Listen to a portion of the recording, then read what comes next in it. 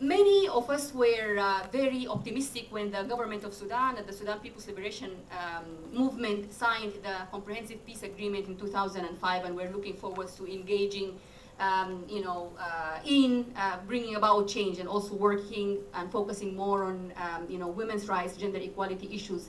But unfortunately, this was not, the CPA did not necessarily solve the various problems that the people of Sudan and South Sudan faced. Again, we had different views on the referendum, on what should be the outcome. But then many of us thought that it may be a good idea to have two countries that live in peace than one country that's at war with itself. Unfortunately, the end of the referendum and the independence of South Sudan did not necessarily bring peace to both countries, and we will discuss why.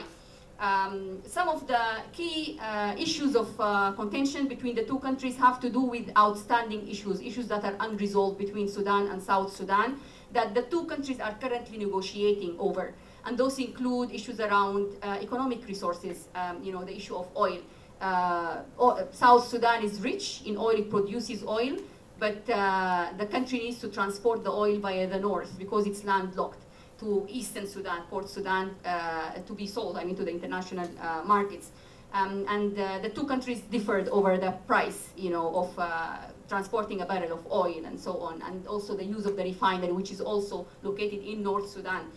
The issues, the contentions and the discussions have been really around the costs of transporting a barrel of oil rather than, for example, the environmental degradation that happens within the communities where oil is produced. Women's organizations, I will continue and just outline the rest of the issues. Other issues have to do with border demarcation between the two countries, security arrangements between the two countries, and also the issue of citizenship, and nationality issues for Southern Sudanese who reside in Sudan and for Sudanese who reside in South Sudan. And so all these issues affect men and women in distinct ways.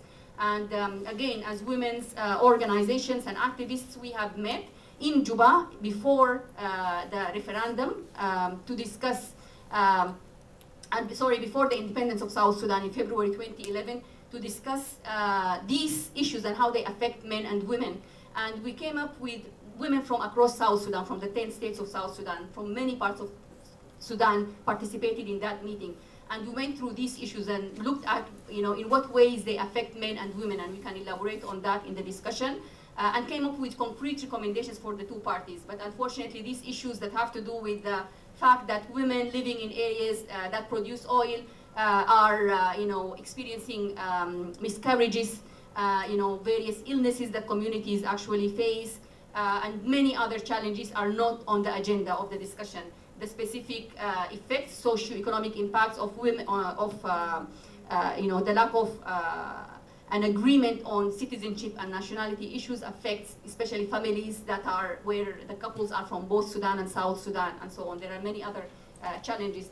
And then one of the key issues that women's groups and others are concerned about is women's participation in these negotiations between Sudan and South Sudan, because they have been exclusively male, with very few exceptions regarding the delegations from South Sudan.